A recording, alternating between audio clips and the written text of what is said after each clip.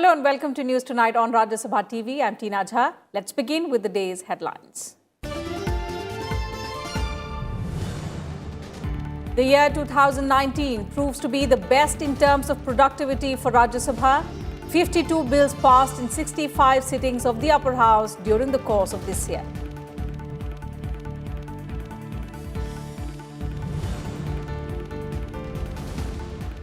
Government to spend 102 lakh crore rupees over the next 5 years in infrastructure sector. Finance Minister Nirmala Sitharaman announces National Infrastructure Pipeline Portal to monitor projects.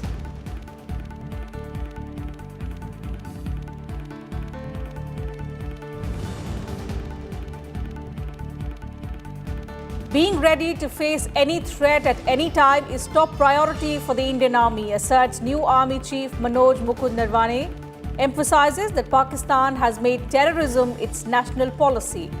On the first day of 2020, General Bipin Rawat to take over as Chief of Defence Staff.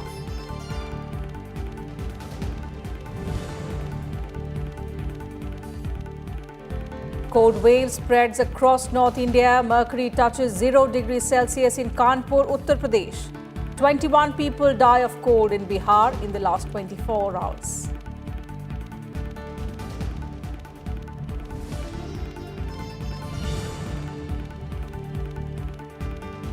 And across the world, people celebrate to welcome the new year.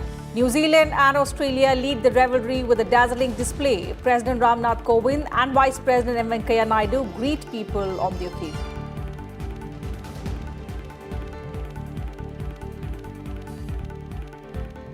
The year 2019 was a significant one for the upper house. Among other things, it was the best in terms of productivity for the Rajya Sabha. So let's first take a look at some of the highlights and milestones in the upper house this year. Rajya Sabha ended the year 2019 on a high note, marking a break from the disruptions of the preceding years. The upper house passed 52 bills in 65 sittings in the course of the year. That came to an output of 0.8 bill per day, or 4 bills in 5 days, which is the best in the last 36 years. 2019 was also the best year since M. Venkaiah Naidu assumed office of Chairman of Rajya Sabha in August 2017. Productivity in terms of legislative output was 0.7 bill per day during the year 2017. It came down to 0.28 bill per day during the year 2018. In 2019, the legislative output of Rajya Sabha increased almost 3 times from 2018. At the conclusion of the 250th session, the chairman noted that the 249th and the 250th sessions reported about 100% productivity. When the last session recorded productivity of 104% by availing more than the available time for transacting the business, this session too clocked almost around 100% productivity. This is perhaps for the first time that this House recorded 100% productivity for 2 successive sessions. For me, this is a certain proof of this shift being studied, and all of you deserve credit for the same. In 2019, Rajya Sabha Chairman M. Venkaiah Naidu introduced new norms to take up starred questions, 0 hour and special mentions, due to which the highest ever number under these categories were taken up during the 250th session. The chairman also promoted the use of mother tongue in the upper house during 2019. आज मेरे लिए एक ऐतिहासिक दिन है जो मैं संताली भाषा में पहली बार इस उच्च सदन में बोलने जा रही हूँ। उड़ीसा स्टेट में 62 टाइप के ट्राइबल कम्युनिटी रहते हैं। उनमें से संताली एक कम्युनिटी है। मैं उस कम्युनिटी से आती हूँ। संताली मेरी मातृभाषा है और ओलचिकी हमारी स्क्रिप्ट है।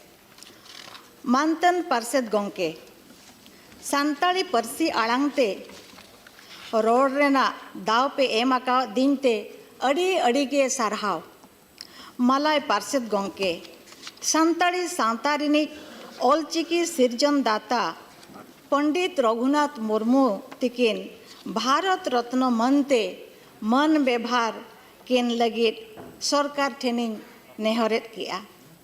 Manothan member, अमक गाग परसी संतारी तेरार लगित अमक सरा हो। पहली बार उन्होंने संताली में बोला. Members, I would like to inform you that Santali has been spoken today for the first time on the floor of the Rajya Sabha. You would all... After a detailed analysis of attendance in the meetings of the department-related standing committees and House committees, Chairman Naidu met all the chairmen of the committees and emphasized the need to ensure higher attendance. Also, during the landmark 250th session of the Rajya Sabha, members deliberated on the role of Rajya Sabha in Indian polity and the way forward, during which the members made several suggestions that are being examined. In the last 67 years, since the inception of Rajya Sabha in 1952, the legislative productivity has been little over 1 bill a day in only 6 years, including in 1976, 1984, 1985, 1993, 2002 and 2003. Bureau Report, Rajya Sabha TV. Finance Minister Nirmala Sitharaman on Tuesday unveiled a 102 lakh crore rupees infrastructure plan that will be implemented over the course of next 5 years. Addressing a press conference, the Finance Minister said the national infrastructure projects will be in line with making India a $5 trillion economy by the year 2025. The last 6 years, on infrastructure by centre and by the states, a total of 51 lakh crores, that is about 5 to 6% of the GDP, has been spent on infrastructure. For the 100 lakh crore, 102 lakh crore worth compilation is what I'm giving you now. But in addition, a few more states are coming up with another 3 lakh crore worth of projects. So in all, I think we'll have about 105 lakh crore in total of projects for the 100 lakh crore commitment that we've made. Out of the total NIP of 102 lakh crores, which I've told you just as it stands today, 42.7 lakh crore, that is 43% worth of projects are under implementation. 32.7 lakh crore, which is about 33% worth of projects are at conceptualization stage, and 19.1 lakh crore, which is about 19% worth of projects are under development, which is the DPR is done, but construction is yet to start. So hence approximately about 63% of the projects of the pipeline is completely firmed up. In his Independence Day speech this year, Prime Minister Narendra Modi had spoken of investing 100 lakh crore rupees in infrastructure. To achieve this very objective, a task force was constituted to draw up the National Infrastructure Pipeline, or the NIP, for each of the years from financial year 2019-20 to financial year 2024-25. The task force identified 102 lakh crore rupees worth of projects after conducting 70 stakeholder consultations in just about 4 months. Projects worth 3 lakh crore rupees are likely to be added to this pipeline. The projects have been identified in various sectors like power, railways, urban irrigation, mobility, education and health. Nearly 25 lakh crore rupees energy projects have also been lined up. Rupees 20 lakh crore of them in the road sector and nearly 14 lakh crore rupees in railways. We also intend to launch a NIP, the National Infrastructure Pipeline coordination mechanism consisting of the centre, the states and also the private sector, so that they can get into detailed planning and also information dissemination together with monitoring the implementation of this entire NIP framework.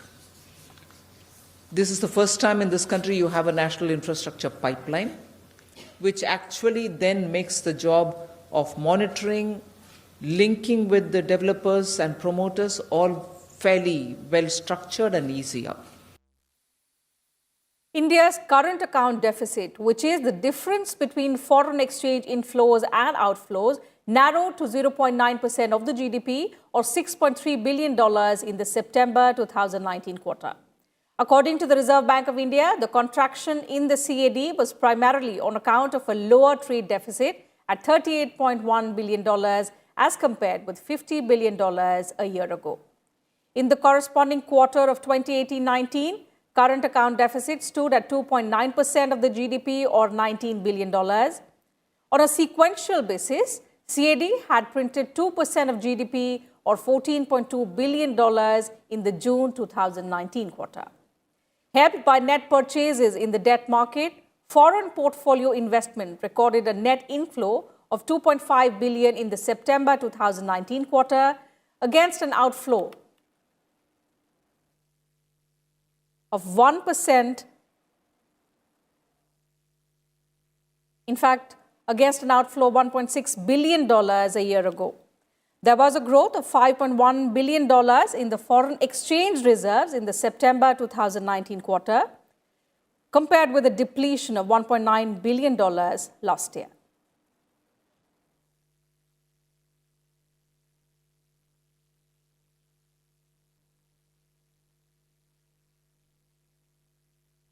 In a stern warning to Pakistan, Army Chief General Manoj Mukund Naravane, who took over as the 28th Army Chief on Tuesday, he said India reserves the right to preemptively strike at sources of terror threat if the neighboring country does not stop state-sponsored terrorism.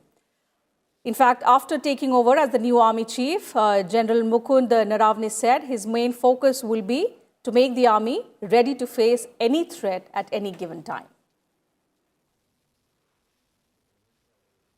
General Naravane, who was serving as the Vice Chief of the Army, succeeds General Bipin Rawat, who has been appointed India's first Chief of Defence Staff. As Army Chief, General Naravane's priorities are expected to be to implement long-pending reforms of the Indian Army, also to contain cross-border terrorism in Kashmir, and bolster the operational capabilities of the force. General Naravane has in the past headed the Army's Eastern Command that takes care of India's nearly 4,000-kilometer border with China. With him taking charge, all three service heads, including Naval Chief Admiral Karambir Singh and Indian Air Force Chief R.K.S. Bhadoria, are now from the 56th course of the National Defence Academy. General Bipin Rawat will take charge as the Chief of Defence Staff on 1st January 2020. The government has created a Department of Military Affairs in the Defence Ministry, which will be headed by General Rawat. On the eve of taking charge, General Rawat said, the Army is better prepared to face any kind of challenge that may come up at India's borders with both Pakistan as well as China. First of all, good morning and Jai Hind. Today, as I demit the office of the Chief of Army Staff of the Indian Army, I wish to convey my gratitude and compliments to the soldiers, the rank and file of our Indian Army, who have stood steadfast under challenging circumstances and have performed their duty in keeping with the traditions of our armed forces. In some other news, Indore city in Madhya Pradesh has been adjudged India's cleanest city for the fourth time in a row in the central government's Cleanliness survey, which was announced on Tuesday. Bhopal stood second in the first quarter results between April to June, while Rajkot grabbed the second spot in the second quarter results between July to September. The third position was taken by Surat in the first quarter, while Navi Mumbai in the second quarter. While in the category of cities with a population of less than 10 lakh, Jamshedpur in Jharkhand has bagged the top position. I think Indore has maintained it throughout. But agar number 2 or 3 में भी देखिए, तो other cities are coming in, some cities are losing, which is a good sign, which means that the preservation of the rank is not only dependent, as Secretary said, on your performance, but with what effort the other states and cities are putting in. Hardeep Puri also said that the government is trying to disinvest Air India as quickly as possible. Expressing hope that investors will show interest, the Union Minister said the Aviation Ministry will try to issue expression of interest for Air India in the coming few weeks. He also said the government has not fixed any deadline for the privatization of the debt-ridden Air India. He also asserted that Air India won't be shut down. Air India is a national asset. It has been the flagship flag carrier in terms of our civil aviation. Air India, over a period of time, has now gathered debt which could be described as unsustainable. We will be issuing an expression of interest in the coming few weeks, hopefully sooner than later, and that the process of privatization will then set in. Law Minister Ravi Shankar Prasad on Tuesday accused the Congress of spreading misinformation on the Citizenship Amendment Act. Addressing a press conference in Thiruvananthapuram in Kerala, the minister said the law was not related to any Muslim and won't affect any citizen of the country. Hours after the Kerala Assembly passed a resolution demanding scrapping of the Citizenship Amendment Act, the law minister asserted that the law was binding on the entire country. He also said only the Parliament has the exclusive powers to pass any law with regard to citizenship and not any state assembly. The population register data is used for development, for framing of policy. How many houses are there? How many gas connections are there? How many electric connections are there? So this data which emerges out of population register becomes the basis for policy making, central government and state government. And time for a short break here, but more news and updates will continue on the other side. Do stay with us.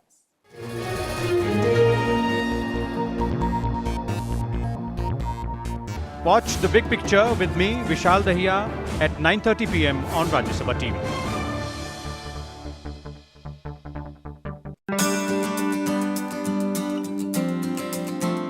What are some key legislations introduced in Rajya Sabha?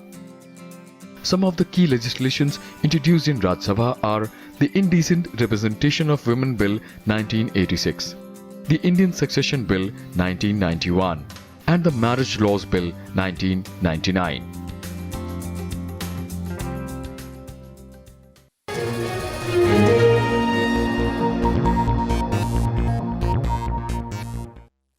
Welcome back. You're watching News Tonight. Kerala and Uttar Pradesh assemblies on Tuesday approved the extension of reservation for scheduled castes and scheduled tribes in the Lok Sabha as well as state assemblies for 10 more years. In Uttar Pradesh, a special session of the State Assembly was held to pass the 126th Amendment of the bill. Speaking during the discussion, Chief Minister Yogi Adityanath said the decision to extend the reservation of SCs and STs for another 10 years is done to fulfill the dream of Baba Saheb Ambedkar.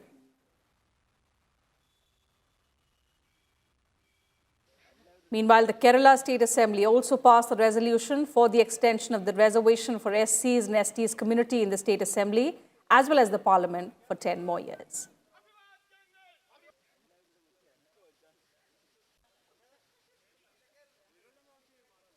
Niti Aayog Vice Chairman Rajiv Kumar has told Rajya Sabha TV that zero-budget farming would not just enhance farmers' incomes, but will also help in tackling climate change challenges.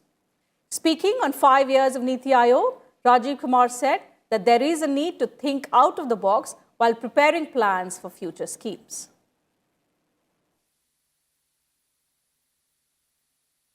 We will have to be thinking out of the box in many areas. And out of the box implies thinking horizontally in many areas.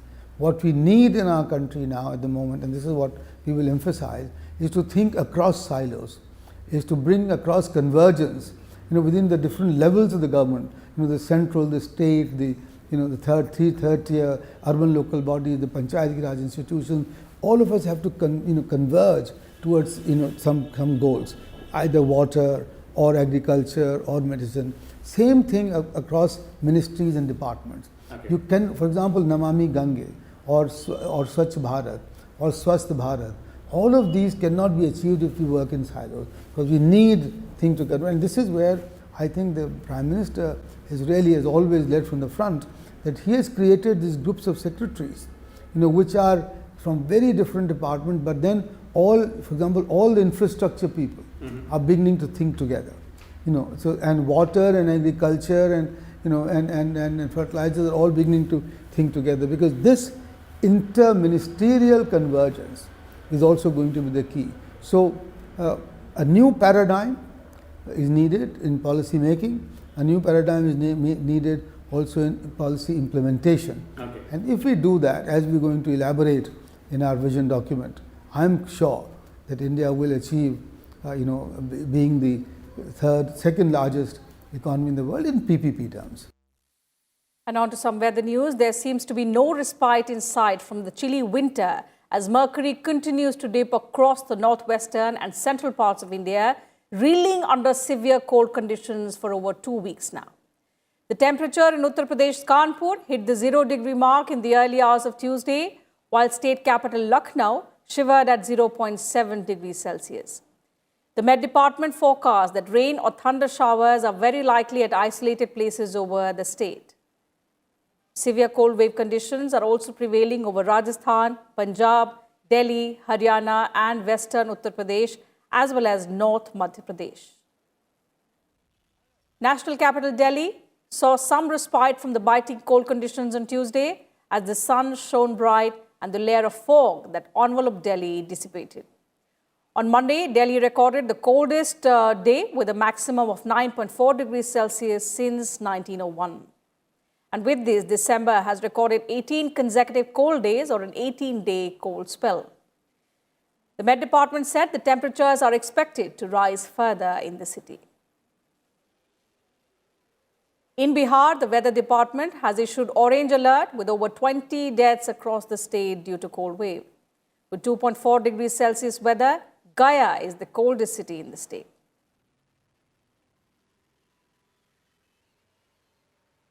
Jammu and Kashmir witnessed dense fog and poor visibility at most places.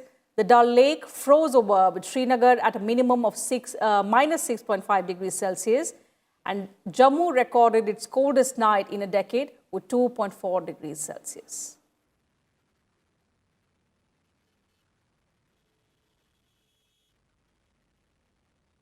And news now about environment and climate change.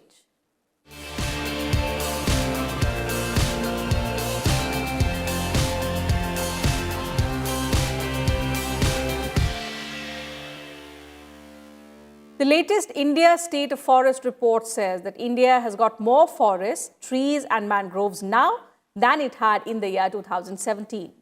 An increase of 5,188 square kilometers of forest and tree cover put together has been recorded in the past 2 years, along with 1% increase in the mangrove cover.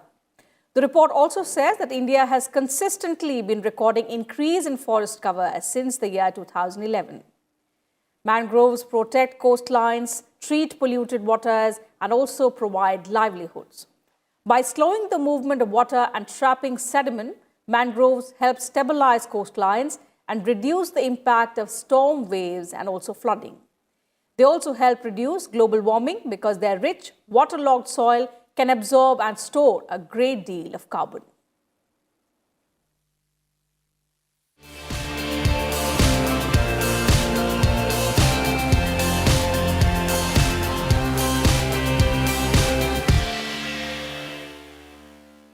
President Ramnath Kovind and Vice President M. Venkaiah Naidu have greeted the nation on the eve of New Year 2020.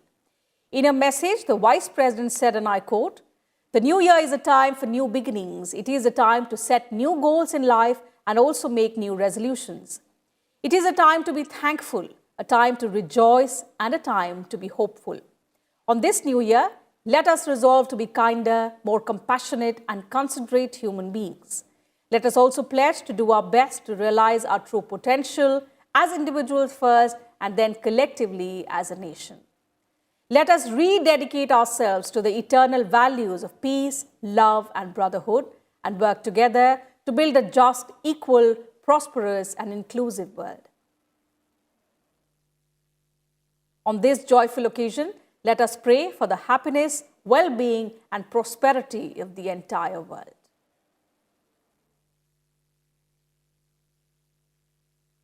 And we leave you with these visuals of people celebrating New Year around the globe, with wishes for a happy and prosperous 2020. Thank you for your time.